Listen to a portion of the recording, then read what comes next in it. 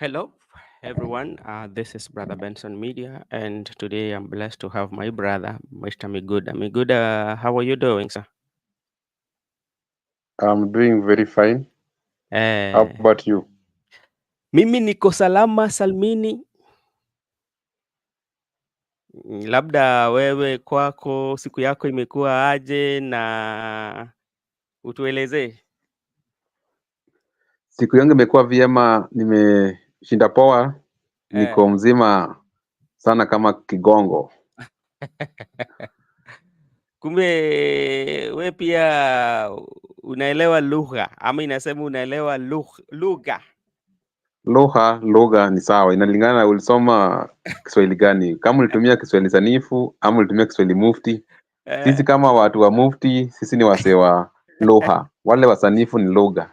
Oh, na tuseme kwa unajua kuna wale kuna wakati ambao sisi tulikuwa tunaenda shule ama tuseme tukishamaliza shule, ulikuwa unasema ati ulisomea wapi, unaona? Lakini ulikuwa unapata sasa unataja zile mashule ambao labda zilikuwa zinafanya vizuri katika mtihani ama zile shule ambao ziko na majina ndio kama hata hukusomea. Nakumbuka kuna siku mimi na rafiki yangu tuko pale Kisumu, tukasema sisi kama watu wa Maranda unajua vizuri.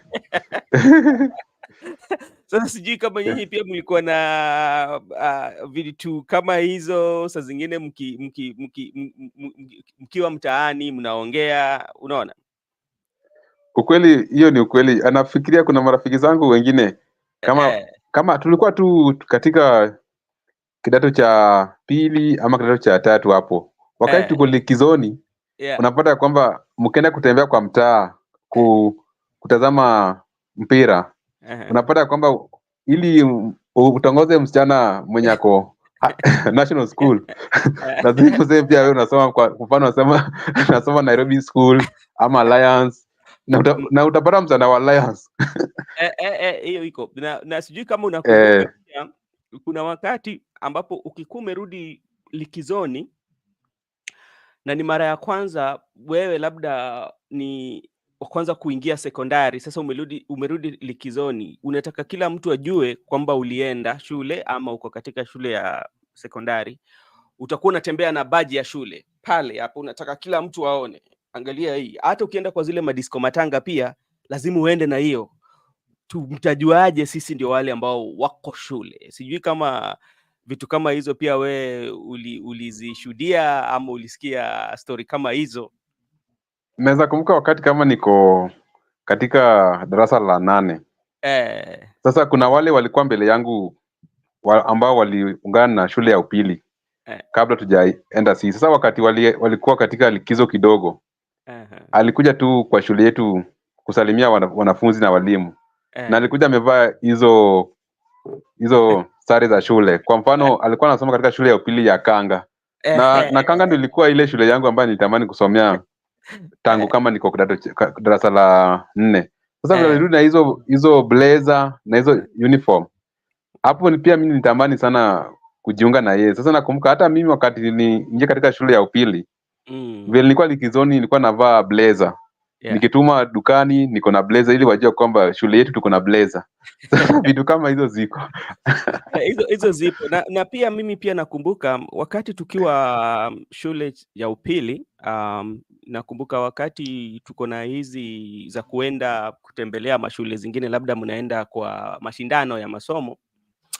Unajua, nilikuwa na mawazo ama wengi wetu tulikuwa na mawazo, tukiona labda tukifika katika soko fulani, tunaona mtu ama mfanyibiashara anakuja na hizo peremende, biskuti wanatuuzia. Unasema wewe, nakumbuka rafiki yangu mwingine alikuwa mkorofi sana. Alikuwa anasema kwa nguvu sana, anaambia huyo jamaa mwenye alikuwa anauza, anasema, wewe wakati ulikuwa umeambiwa wewe uende shule, haukuwa unataka kuenda shule. Sasa ona pali, lakini hata mimi labda nilikuwa na mafikirio kama hayo, lakini sikukuwa naisema. Mimi nilikuwa nasema watu kwani walipatiwa nafasi waende shule lakini hawakufanya vyema. Mimi nataka kutia bidii kwa kazi yangu ya shule, ambapo mimi nikitoka nipate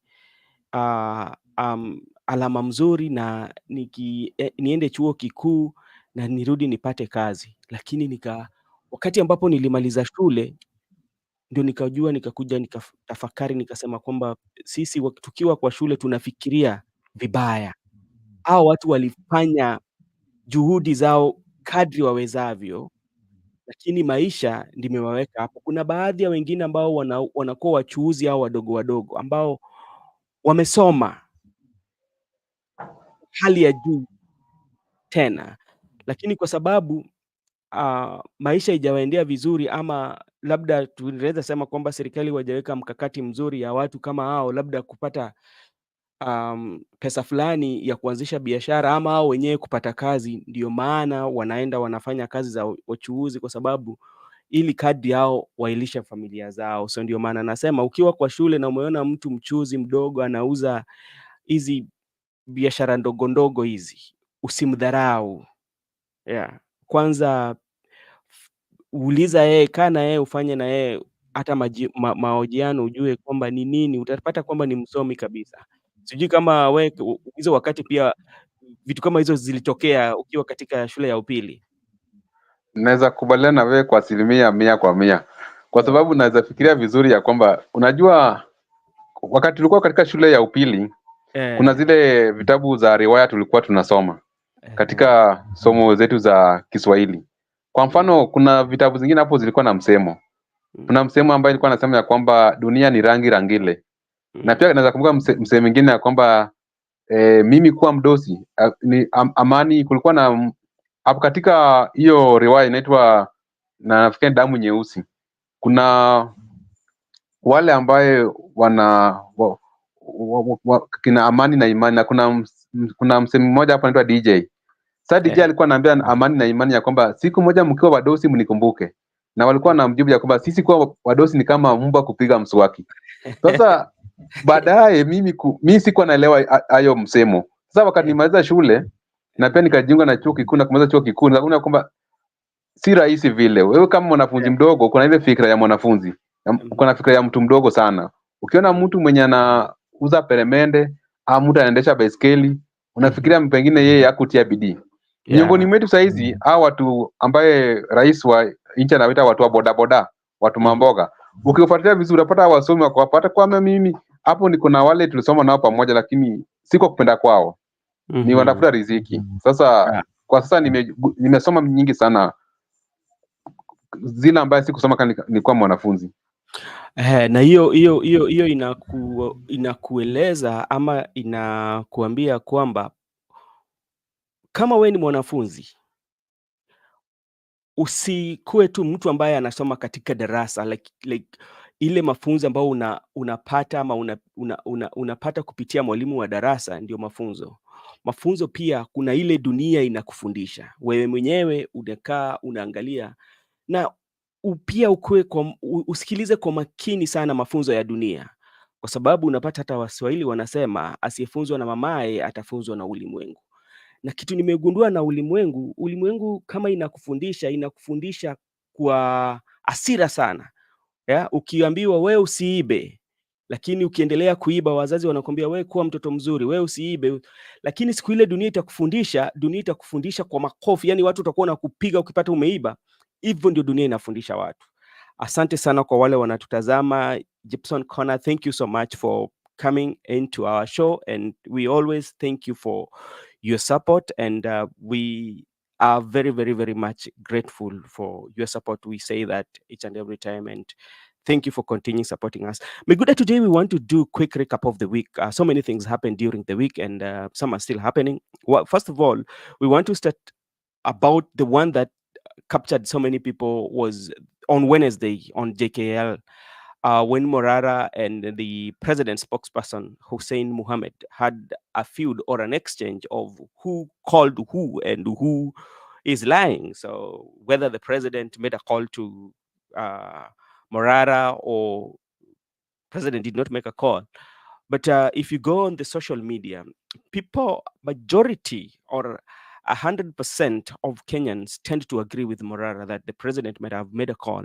And the reason I say that people are agreeing, remember during the protest, when the president for LSK, Faith, was doing a good job, remember the president decided to appoint her to a committee to investigate our debt, you know. And is that like somebody who is shining will always be brought to the president's side, maybe as a form of silence or as a form of president to inform people that, okay, if he knows or if she knows, let him be on my side so that he can help me. So what do you think about that? Or personally, me, I believe in what Kebaso Morara was telling the people. The president called him. The reason why Hussein Mohammed declined that the president not call him. Hussein Mohammed is the state house spokesperson. His role is to defend the president in whatever case. So he was just executing his role of defending the head of state by denying that he never called Morara. Yeah. The reason why I tend to believe what Morara said, because President himself, Dr. William Ruto, is a renowned liar.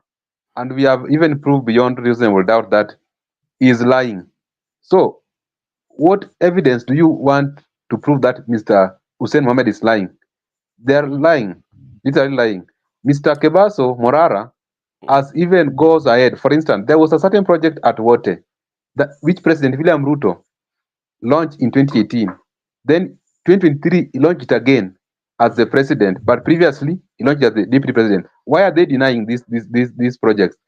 So I believe in what Mara said. President called him because even remember when Faith Diambo was defending the abductors, Mhm. when Faith Diambo was defending those people who were being killed by the police during the Gen Z protest, he was being incorporated so that he can chair the people who will audit our debt so that she can be silenced. So they wanted to diminish her star.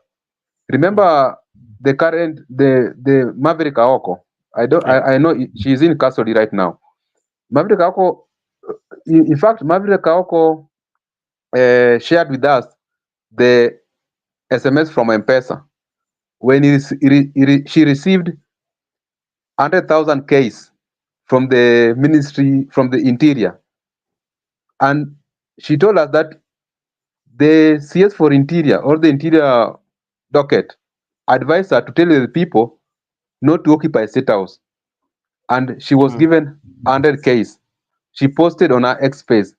She shared that the message. So I will believe Morara because of the previous events that have occurred in this government. So Yeah, okay. Hussein Mohammed was simply defending president as his role. Let's try to play it, and maybe we can see the context of what we are speaking about. What Morara. I wasn't following, but I was told about this. I'm just shocked at what the gentleman Morara is saying. I wonder why he would lie on national TV, but the president called him.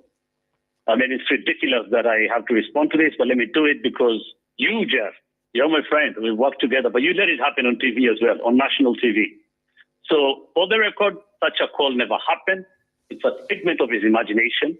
But what is more shocking, Jeff, is that you can allow anyone to come on TV and tell you such a thing without demanding any proof or substantiation, and you just buy it, hook, line, and sinker. I mean, all you should have done, at the very least, is say that that is, or those are his words, and it's an alleged claim from him, not just to accept and say that, okay, the president called him. Anybody can say that. Many people say that. What Morara and many Kenyans are doing is good, by the way. Morara, what you are doing is very good. It's part of accountability, and the president welcomes this. That is what democracy is all about. Okay, but let me just say that even as we talk about democracy and we hold the government accountable, it is important that we do it truthfully. I said this before, Jeff. I said this before. I responded to Morara before, and it's actually just reiterating what is in the Kenya Kwanza Manifesto, that the president promised to complete stalled projects, including roads. That is what he's doing. All these examples that are being floated of these projects, the roads and projects that are being launched, and most of them you'll see were launched or whose construction was supposed to begin or began way before President Ruto assumed office. The mess was back then. The question is, why did all this mess happen back then? Okay, but as a responsible president, President Ruto is doing what ought to have been done, and he's doing it now because he promised and he will do it. All right. And again, I reiterate that he will come to all those holding the government accountable to do so vigorously, but also truthfully. All right, stand by, Hussein. Let's just get a response from Morara himself because, it's a he said sort of situation. Morara, Hussein Mohammed says, you're a liar. It's not like he said, stand by. It's not like he said, she said thing. Stand by, Hussein. It's a citizen, Jeff. It's a citizen claiming to have been called by the president. Let him substantiate it. You just don't accept it and then you say it's a he said, she said thing. That is not right. That's why we're giving him the floor, Hussein. Stand by. If you own a home in Westchester County or upstate New York, you could get. Okay, that is the conversation that was taking place between Morara and the House, the president's spokesperson, Hussein. So this is something that I picked from that. Does it mean that president is not allowed to call anybody, that he has to go through Hussein Mohammed to call? The president can call anybody. The president is not restricted not to call anybody. Remember, before the president addressed the nation, he usually addressed the nation annually, the State of the Nation address. Before addressing the nation, he usually called people from State House, usually call like 3 to 6 people, and he asks questions like, how is the state of the nation? So why is it that when he calls Morara, Hussein wants Morara to substantiate? Substantiate what? What I can say, Hussein Mohammed is castigating Jeff for hosting Morara. Hussein Mohammed is even controlling what Jeff ought to have asked Morara. Hussein Mohammed is going further to say that that is not democracy. So what is democracy? Democracy, I think you don't need to control what I should say. You don't need to control my thinking. But he wants to control the thinking of Jeff Koinange. He wants to control what Jeff Koinange must ask the interviewer. And again, you see, on the other hand, he's applauding Morara. He's applauding Morara for doing the right thing. And again, he's defending what Morara is saying, that Morara should be truthful, should be honest. Goes ahead and say that those were not Rutos projects. Those are projects for the previous government, which was stalled. And now Morara has given us evidence. There were even cases, I've given you one. Ruto launched it, a deputy president. Even the previous one at Kabonyo Kanyagwal in Kano. The project was stalled. It was launched by President William Ruto. That was a project which was being sponsored by Hungary government. So you see, Hussein Mohammed is simply trying to control our thinking, to control what we should say, what we should not say, to control the people. That's why I'm very happy with Morara. You cannot manage Morara. You cannot control Morara. Hussein is simply defending the government. That is his role as a spokesperson, but he's not speaking the truth. So I tend to believe Morara. And again, Brother Benson, we should ask ourselves, what was the context of the call? You see, it was only at what context was this call? Because Morara said that the president pleaded with him that he will give him a job so that he should stop following him. So you can see the context of the call. Now, you should base on your argument. What was the context of this call? Not all these shenanigans of Hussein Mohammed. So maybe the call was, now, okay, we are going to keep you busy, and if we give you a job, you cannot keep on talking and unearthing some of the projects that we are saying. And another thing that Hussein Mohammed is, I think he is missing the point. He's saying that some of those projects were launched by the other government that had a problem. That's what he said, the other administration. But he tend to forget that during that administration where the current president was the deputy, and majority of the projects were launched by him, not even by the president, were launched by him, majority of them, and the money was paid. So I think one thing that must stand out is that is one way in which accountability and transparency works, how we can hold the leader accountable, and majority of time we tend to postpone or not to agree with the mistakes that we've made, and we put the blames somewhere, and that one cannot make us grow. In a real or ideal situation, if a mistake is made, one of the greatest things as a person, if you know that you've made a mistake, you accept it. And that what makes you great. That one does not demeaning you. It does not give you any demeaning stature or what. By accepting that this is a mistake, we did a mistake, we did not do it right. Maybe we were doing it for political purposes, for me to ascend to power. But now I realize that this is a mistake, that some of the projects that have been launched, they've not kicked off, or they're not operating. How can we correct that? How do we correct that, such that we do not have such like events happening again, or we don't want to see again? Right now, for instance, the deputy Rigiji can come up and start just launching projects without even figuring out what is happening, just for him to be relevant in the political field. So we stop such kind of and then again, I would agree with Hussein too. He's doing his job. That is part of his job, to defend. So he is within his right as the government or as a president spokesperson, just to make sure that you sanitize the president's name. So any time that somebody tried to tarnish the president's name, you have to bring a mop, wipe it, and so that president can look as clean as he could, and he has a good name. So that is part of his job, and he is within his right to do that. Or what do you think? Hussein Mohammed was simply doing his job. He's being paid for that job. So remember, something which you are being paid for, you must do it perfectly. So he was simply doing his job. But also we have to remind him, we respect his job. Let him also respect Morara's job. Morara was also simply doing his job for accountability. Jeff was also doing his job for interviewing Morara. So let him not cross the line because he's in the state house. Let him respect the way we respect his job. Let him respect other people's job. Okay.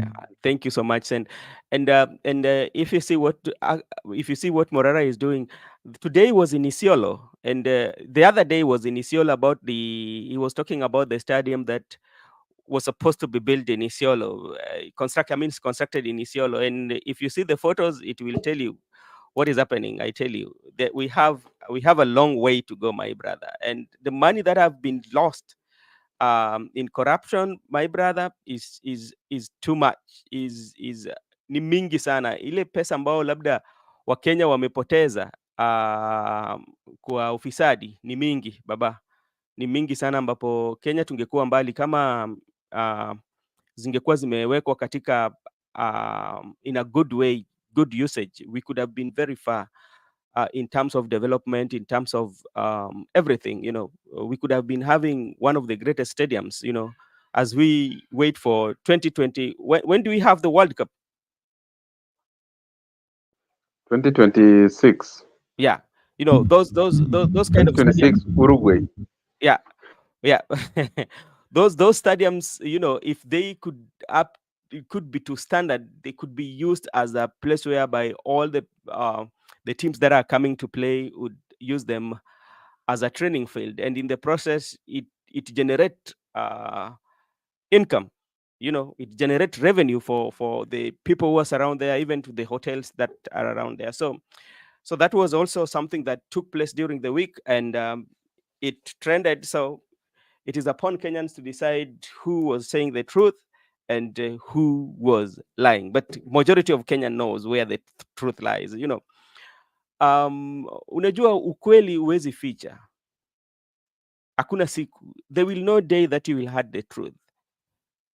You cannot hide the truth. At some point, it will come out. But things are coming out. That is that.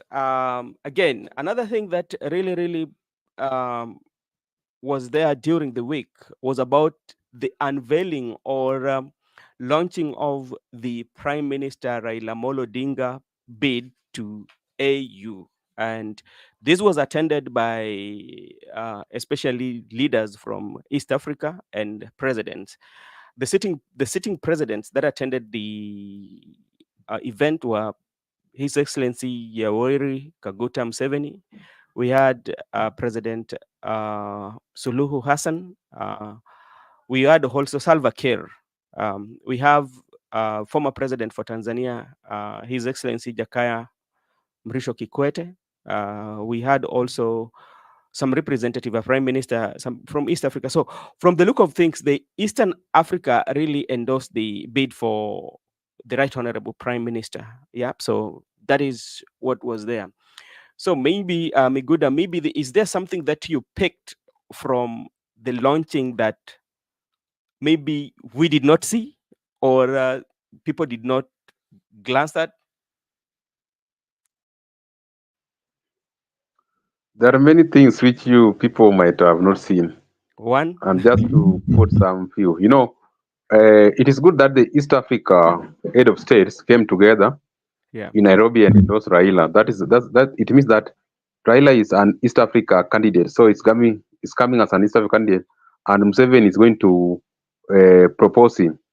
That's a very good start. That East Africa are united when it comes to uh, bidding for one of them to join the AUC chairperson.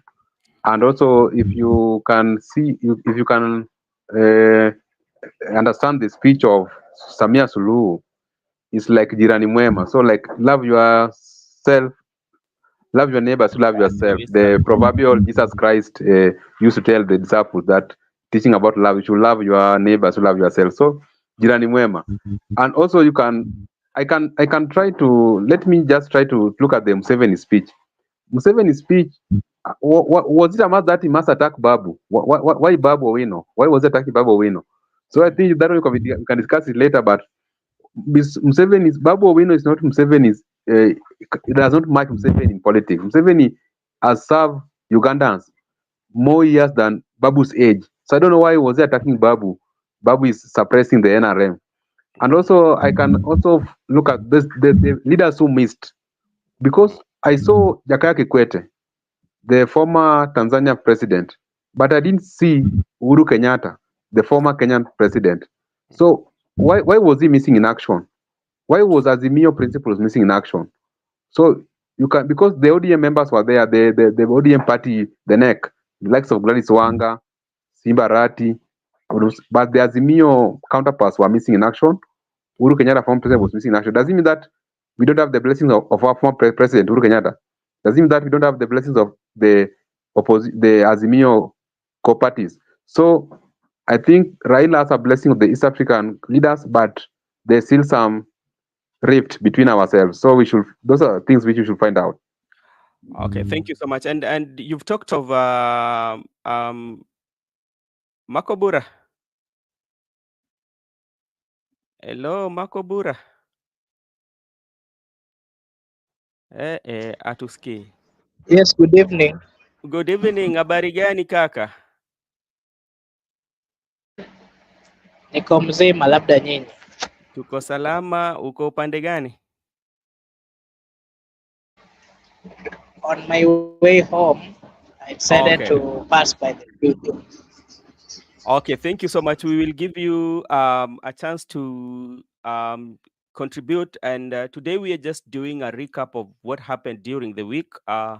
First of all, we started with the feud between Morara and President spokesperson Hussein Muhammad about the phone call that Morara said the president made to him. So, and Hussein Muhammad was kind of saying it did not happen. Maybe your take on it?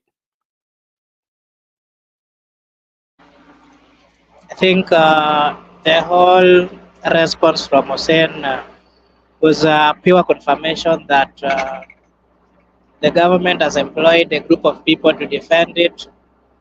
And the young man Kebaza was simply doing what is right, something that they failed as a government to do the audit.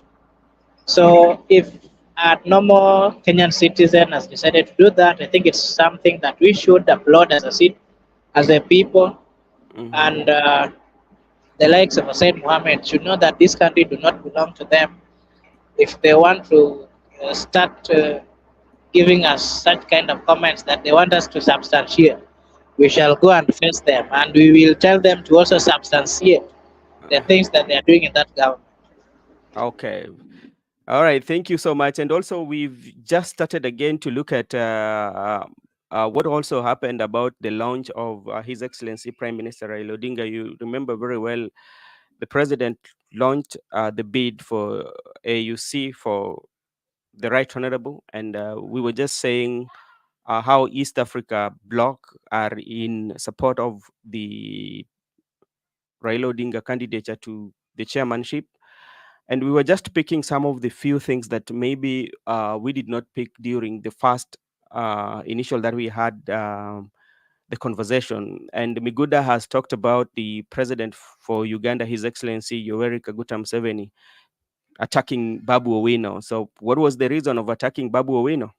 And he also said something about our former head of state, His Excellency Uhuru Kenyatta, was missing in action. Yet Museveni, yet Jakaya was there. What is going on?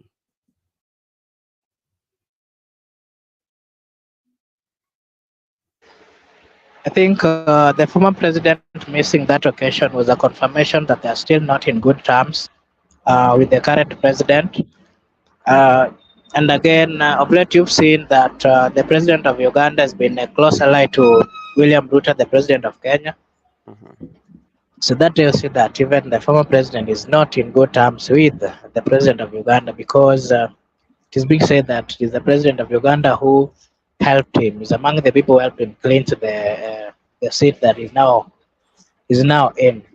So Uhuru Kenyatta missing that occasion was a confirmation that he's still not happy with the current president and their all undertakings, Mhm. and also as much as I really fail to understand that, because uh, that also tells you that Raila is also in a deal with Ruto Mhm. just for him to get the AUC seat.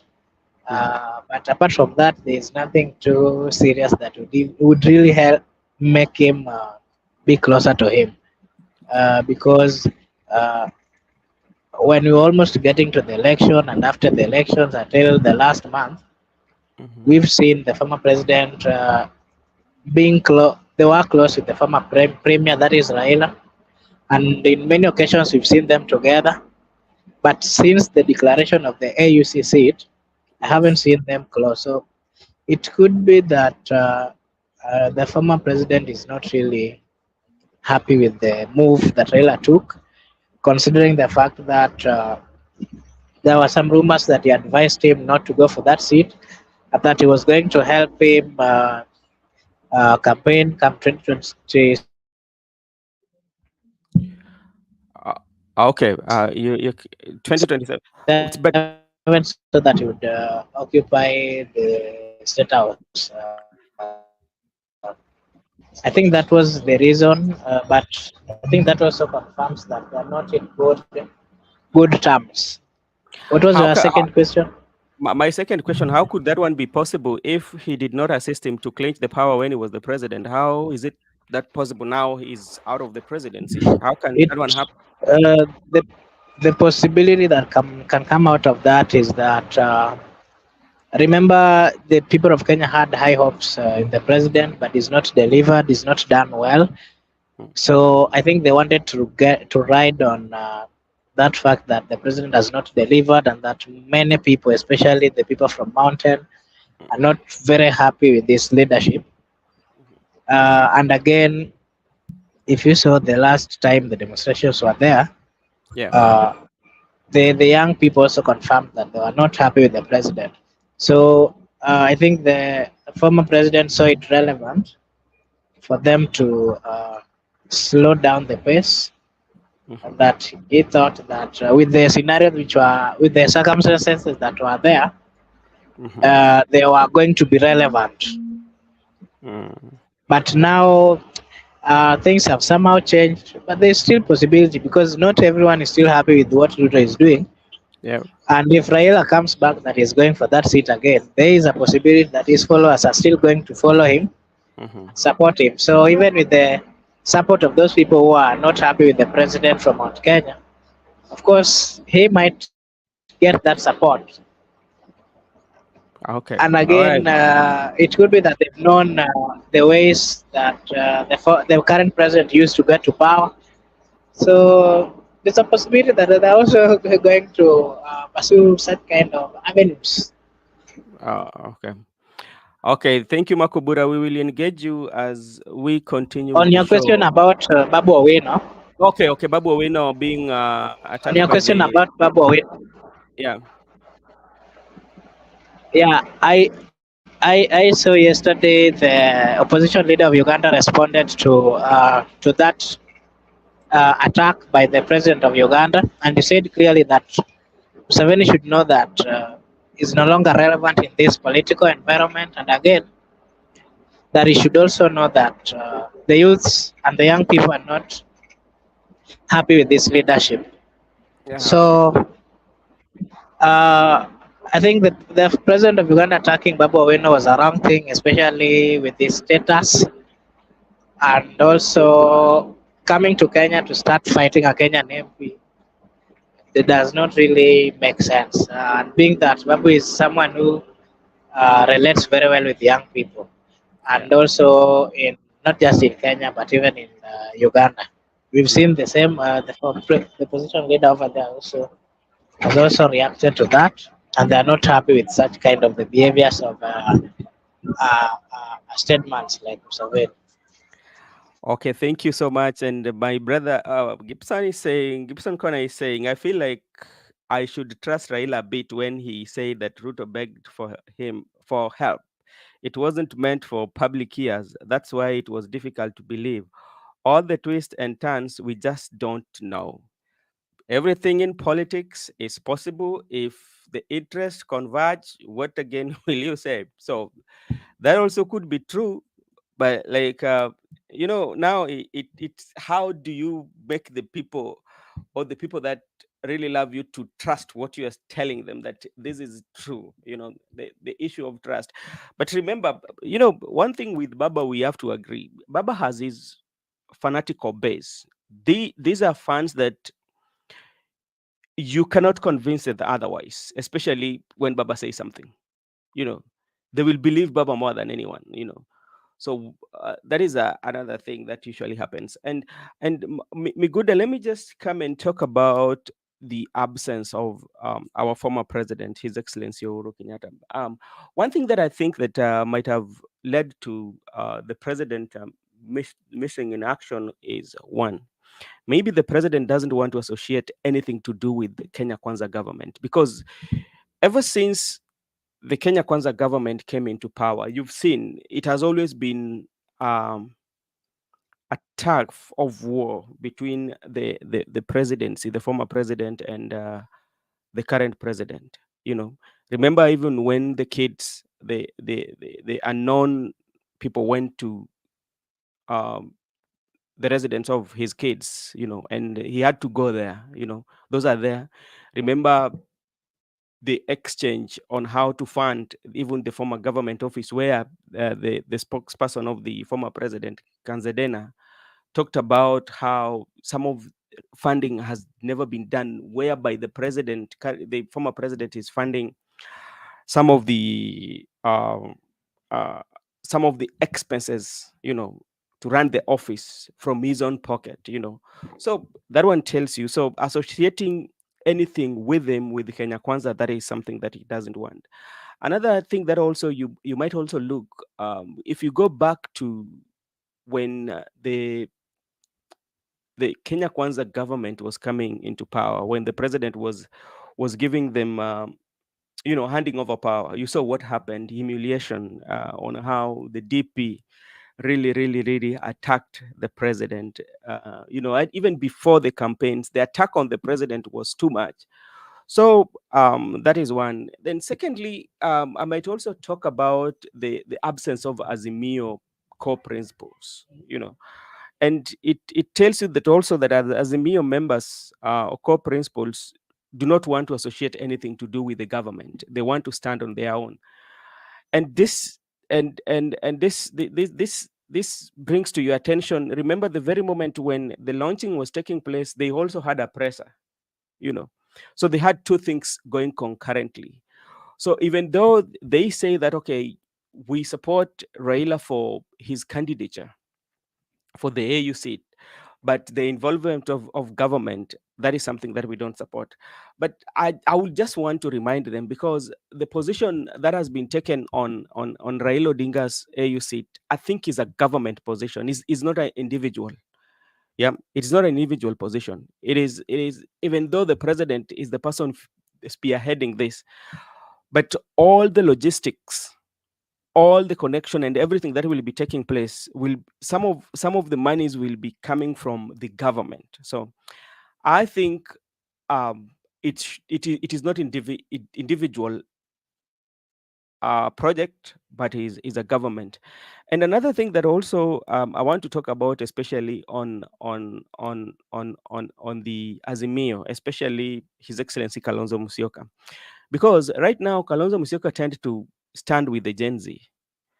But something that you also have to consider, remember the young people who are there, who are supporting the welcoming Ruto in Kisumu or in Nyanza or everywhere during this tour.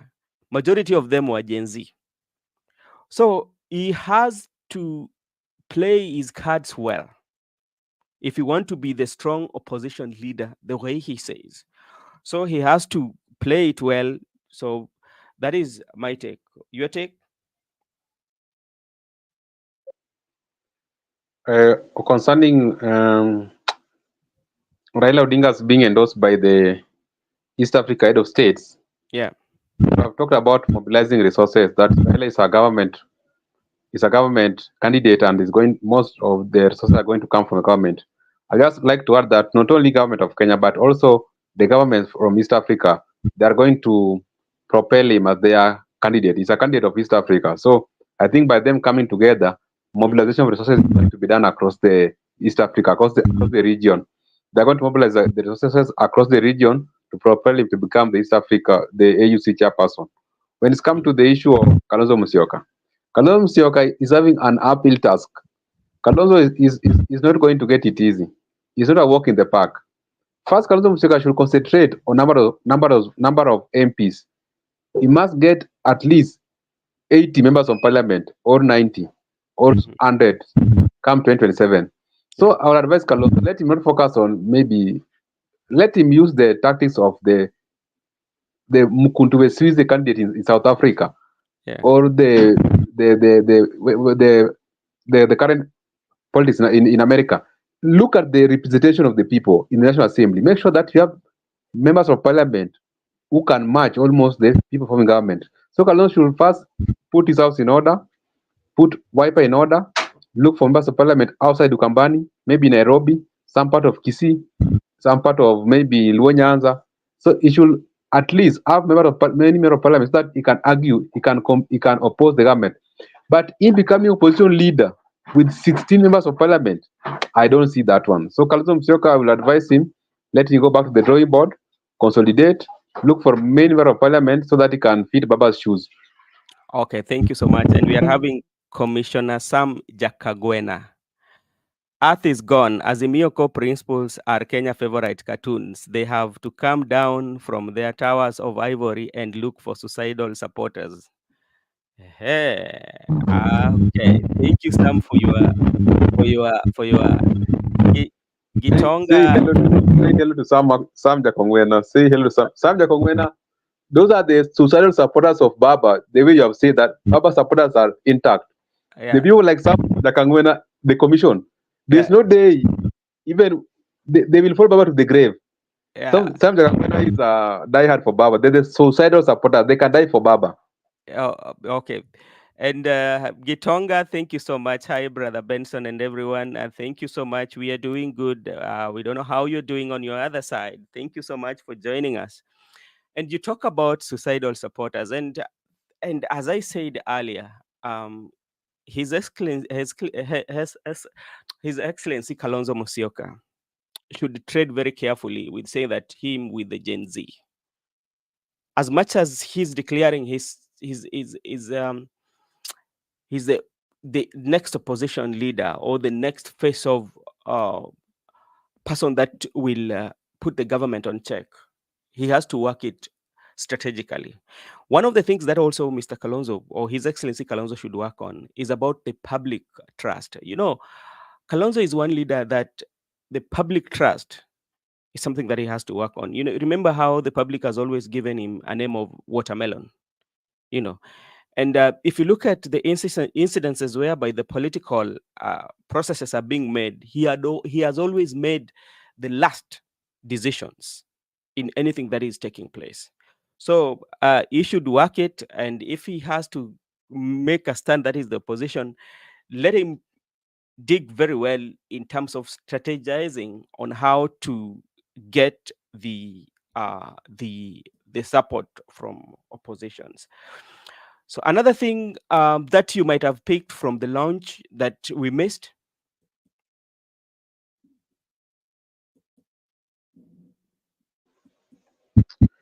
I think the launch was just good, Mm-hmm. but also I saw the UDA diehards, the pro Ruto, were also missing in action.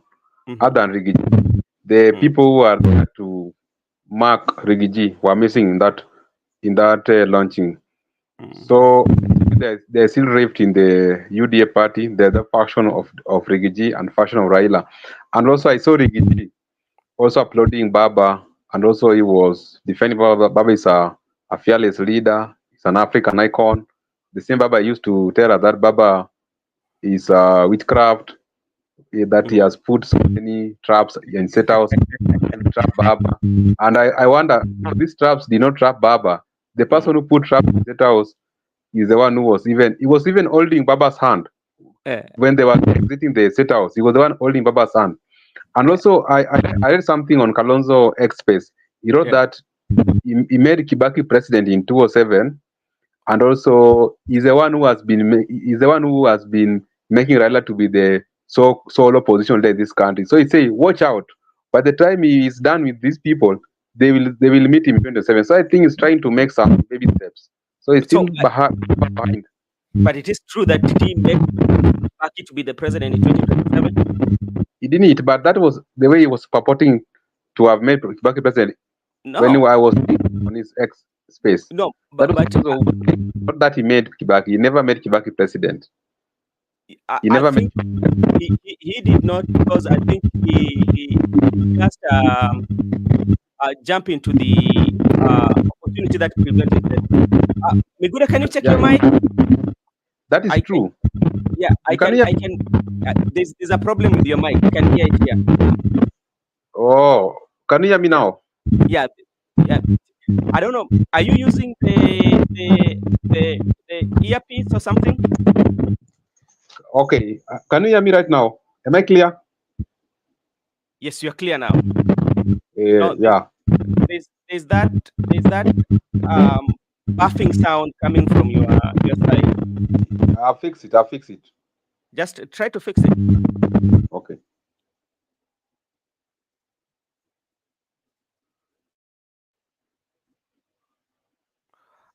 If you're still fixing it, I feel like Museveni, Ruto, and Raila now know something. Ruto and Raila. Sorry, let me read again. I feel like Museveni, Ruto, and Raila know something about AU chair that the public don't know. But we will be shocked when Raila will be on the presidential ballot 2027.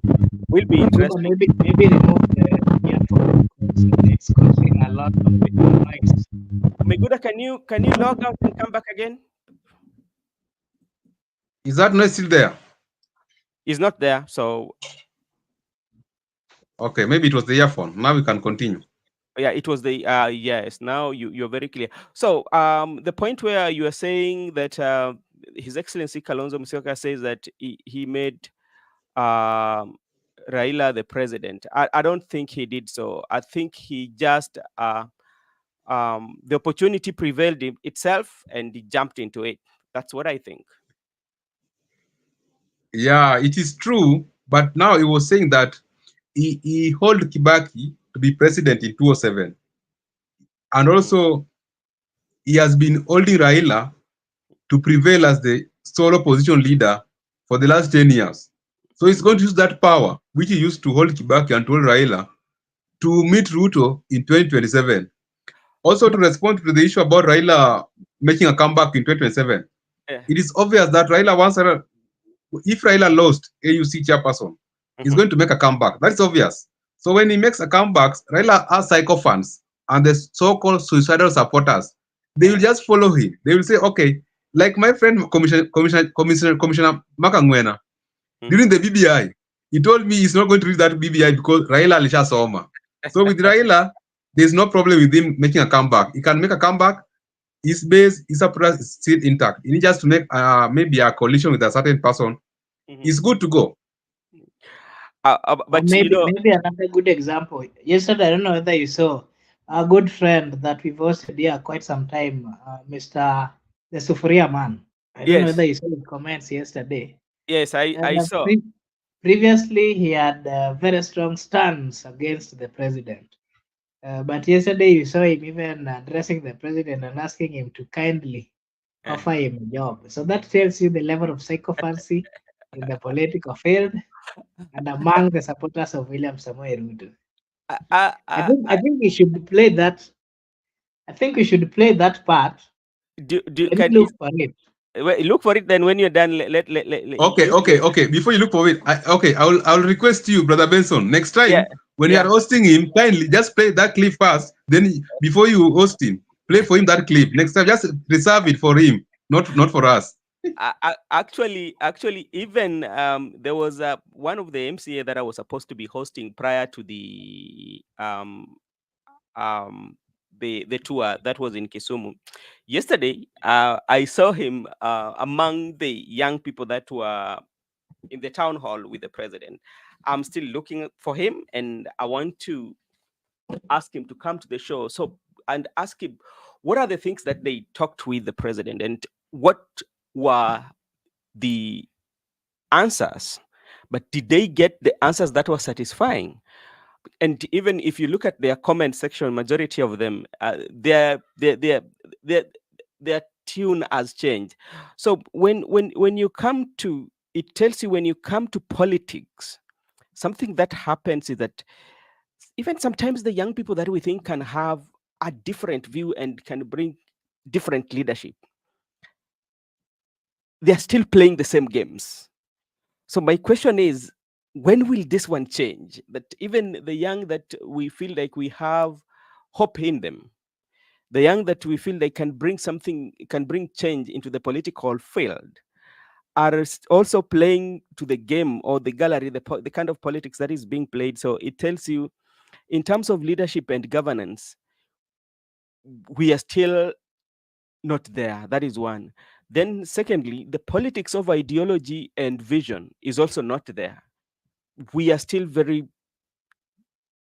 very far. We are not there yet to the politics of vision and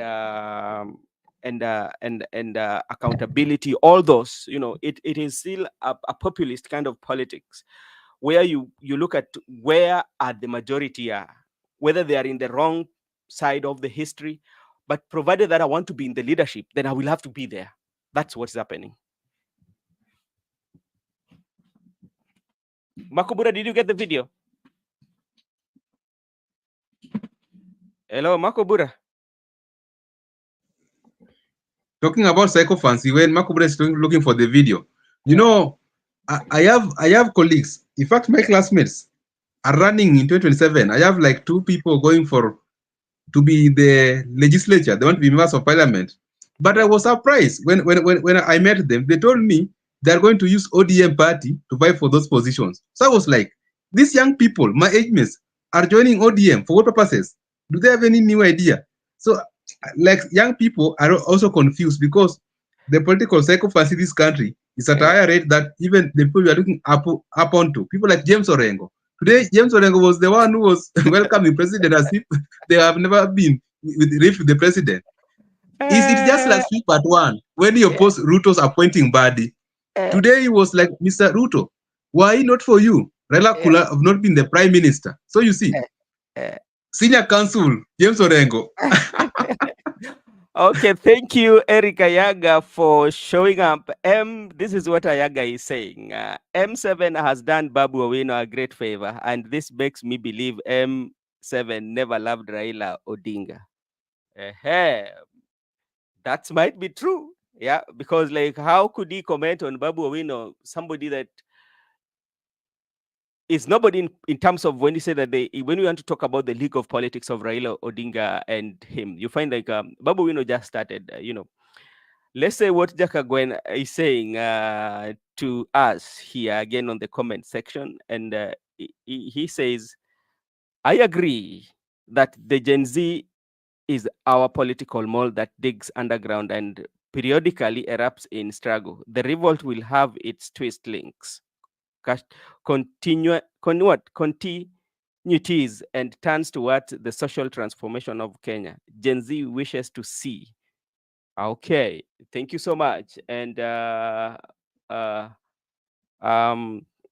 what else do I have again here? I think did Ayaga write anything? Yeah, so that is what is happening. And you talked about James Orengo. Senior counsel and the governor of Siaya was very, very much categorical, and he warned the people when Mbadi and were appointed. And Mbadi also went very hard on him. And and now if you saw what happened today in Siaya, he's James Orengo is totally a different man. Not only James Orengo, everybody is different in their saying. Even if you look at the political terrain right now, the political waters right now, the prime minister who used to be a bad person, Muganga and all that name, today is getting praises from the president himself and his deputy, and everybody is praising Raila as a statesman, So things have really changed. And this is why sometimes I usually tell the voters, let us not break those bridges that we built within where we live as voters. Whether you're coming from central Kenya, you're coming from what part of the country, and you are in an environment whereby you have friends who are from different locations or different regions. Let's not politics and what the leaders say divide us.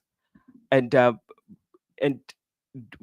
is what I would want to tell you, because if you let them divide us, they will be friends at some point.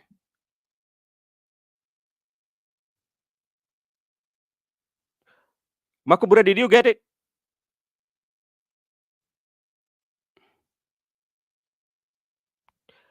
Please play it for us so we can know.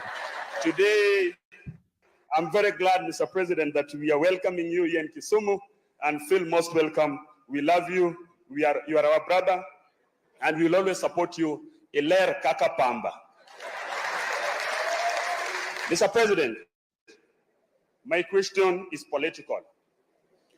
We suffered the last 2 years because your deputy was telling us the government was for shareholders. With broad-based government, do you still appease the shareholders? 2, Mr. President,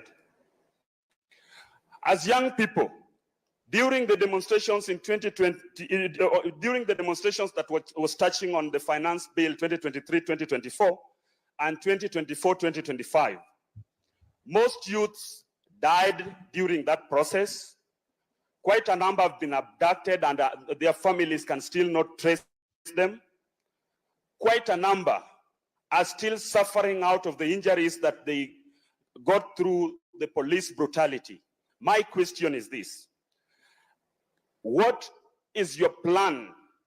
Do you have any form of compensation to the families that suffered during the demonstrations? Because as the president of the Kenya Bunge la Wananchi Caucus, the leadership that are the face that represent the young people, we have always been talking very categorically, and we are saying that we want your government to see to it that the young people that suffered during the demonstrations are well taken care of, and that is our request as young people. And lastly, as I finish, Your Excellency, We want to thank you very much for embracing that, broad-based government, and for agreeing to work together with our party leader, His Excellency Raila Amolo Odinga, and supporting his bid for AUC. That we are saying that we are very happy about that.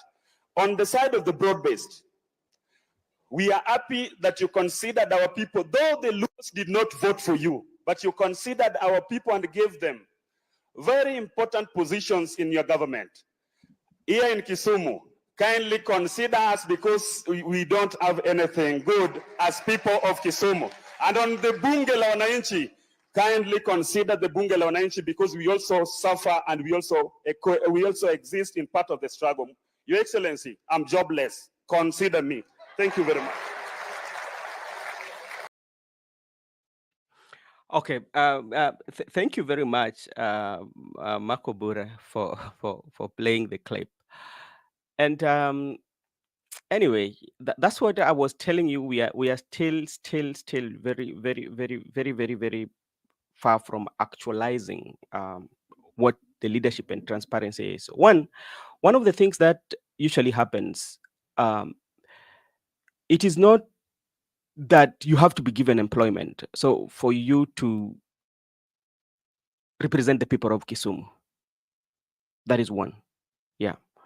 And somebody as a leader like him, though he raised a very good question, but he did not put it the way it should. If I was the person asking that question, I could have gone further and asked more, especially about the brutality of the police, and especially in Kisumu, and environment of the Luo Nyanza. Remember, during the Azimio protest, you saw very well from the media how some of the young men were even taken out from the houses where they are living at.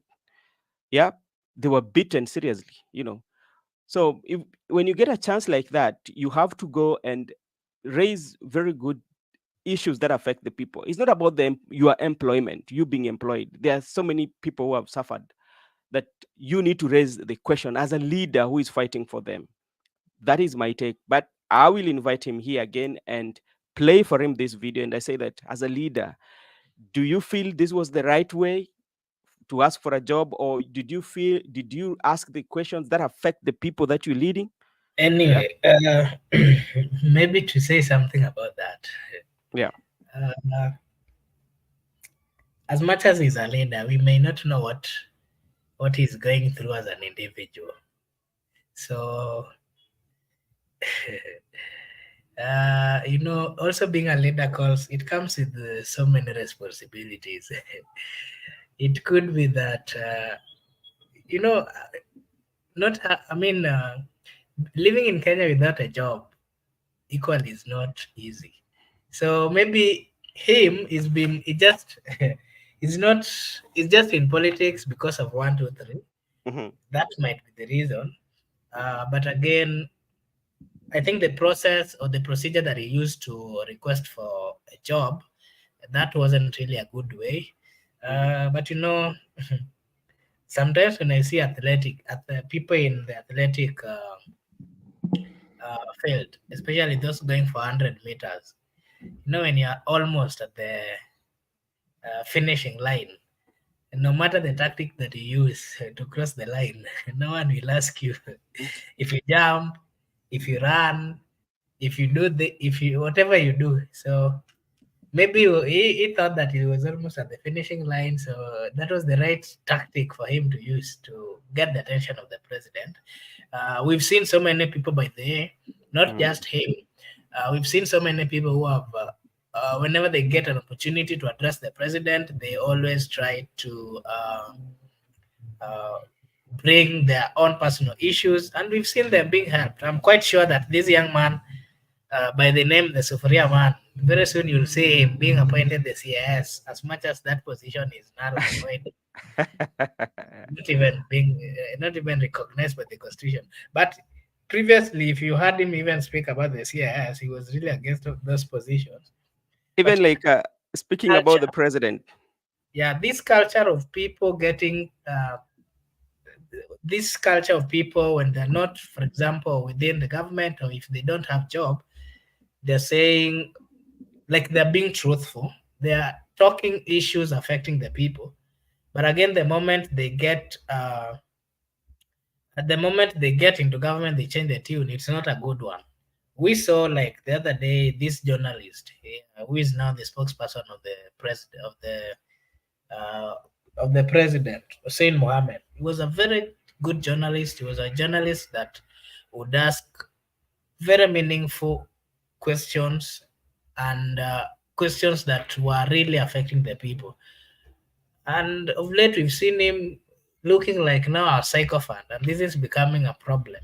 So I think whether we are within the government, whether we are out of the government, we should always stand up and be truthful. We should always follow our morals, because the moment we start behaving like people with loose morals, then differentiating who is fighting for who and who is fighting for who and who is a good citizen becomes a problem. That's something that we've seen in Kenya, but it might be because the level of suffering also differs. And whenever people or individual get an opportunity to express themselves, they do it perfectly. I mean, good. Maybe your take on that. Your take on my our close friend who has been here with us. The other day we saw him on street reminding the government with a sufuria on his head that, you know what, we can't afford food today. Is telling the president how the president is the whitest person ever. Maybe your take on that. My take, the young man or our friend is still looking for bearing in politics. So you can use whichever tactic to find the correct bearing for him to learn in politics. I think he's just an upcoming politician. But the question he asked the president was vague and ambiguous, because he was asking a political question, giving us economical solution, attacking Rigiji, then end up asking for a job. He could have simply asked for a job. So it was very vague. It was not unambiguous. It was not categorically. It was not crystal clear. So as young people, as young Kenyans, let us stand for the truth. Let us stick with our principles so that we can hold this government into accountable. Let us not be swayed with our senior sycophants. Okay, I also saw something in Luo Nyanza. Whenever politicians got to the podium, they would negatively comment against the deputy president and his remarks, which we are not in support. You're not saying that the deputy president was right, communicating and telling the people of Kenya that only those people who voted the president were or had the shares in the government. That was wrong. But was it really even necessary at this point that any politician who would come to the podium would simply talk negatively about the deputy president? Mr. Megoda, maybe your take on that, because personally, I think we've walked away from that, and as much as what he did was not wrong, of course, several times he's been told, and the issue was even raised in the parliament. I think they talked about it. Were they using it to somehow remind the president that they want that position of the deputy president and that they are willing to cooperate? Or is it a political statement that they were trying to put across, or it's just the greediness that we've always known with our politicians? It's a bit detailed analysis, but let me just try to be brief. You know, there's no way they can want the position of deputy president, and you know very well that the Mount Kenya people voted for William Ruto, and the Mount Kenya people are having large number of voters. So there's no way they can want that position of deputy president if they did not vote for the president. According to me, the people, the sycophants, they have been put in a group, in a corner. So they were looking for a potential opponent or a potential enemy, because you know they used to attack Uhuru Kenyatta, but when Baba shook hands with Uhuru Kenyatta, Uhuru became their best friend. Now, during time with the Uhuru, they used to attack Ruto. They call Ruto names. They say that it is Ruto who burnt the people in church during the 2007, 2008 post-election violence. Today they are saying, were it not for Ruto, Raila could have not become the prime minister in 2007, in 2008. So I think they were just preparing for a future opponent, and they have marked Rigiji.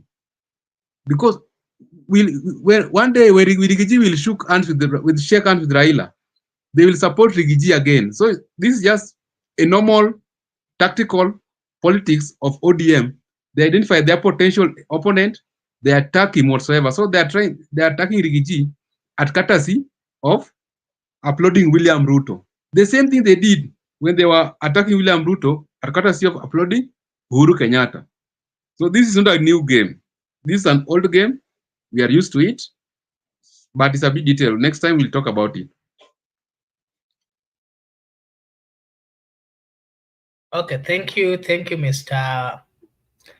Maybe on the comment section, I can see my good friend, Commissioner Sam Jakagwen. Congratulations, Mr. Jakagwen. I can see now you have a big title. That is so nice. He says that the greatest want of Kenya is the want of men and women who will not be bought or sold, who in their inmost soul are true and honest, men and women who do not fear to call corruption its right name, men and women whose conscience is as true to duty as the needle to the pole, men and women who will stand for the right, though they risk losing their societal status and choose service over self. I agree with you, my brother Jakagwena. At the point where we are currently, we need people who are truthful. We need truthful men, not people who pretend to be truthful, like the deputy president of Kenya pretends that he's truthful, but when it comes to reality, there's nothing truth in him. There's no any truthfulness in him. We don't want people who fear, but we want people who call corruption what it is and points it out. Gypsy Connor is saying, remember when it comes with a lot of evil, a lot of Judas being created too. Yeah, I understand. And that is why we've seen hustlers getting into government positions and then forgetting that they were hustlers. They then turn and start speaking differently. We've seen that. And then Jagagwena is also saying the greatest what else is here?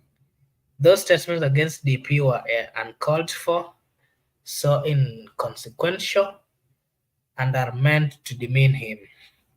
Mr. Miguda, I think we are closing the show.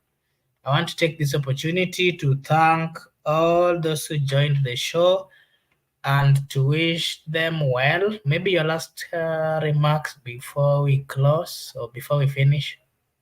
Yeah, I'll first like to respond to the Kangwena. You know, Sam Kangwena is my student, my political student, is my student in my school of political science.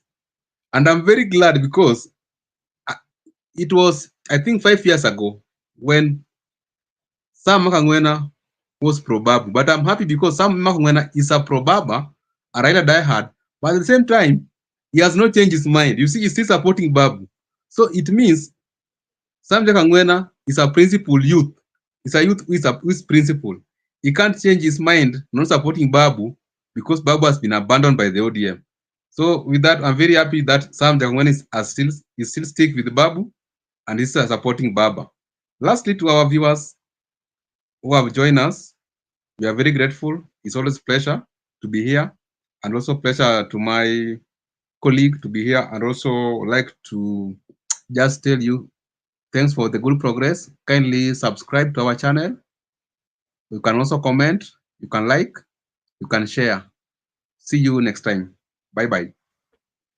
Okay, thank you to our viewers. Thank you for always being there for us. Thank you for standing with us. Until next time, have a blessed night, a good day to those of us who are not within. And bye-bye.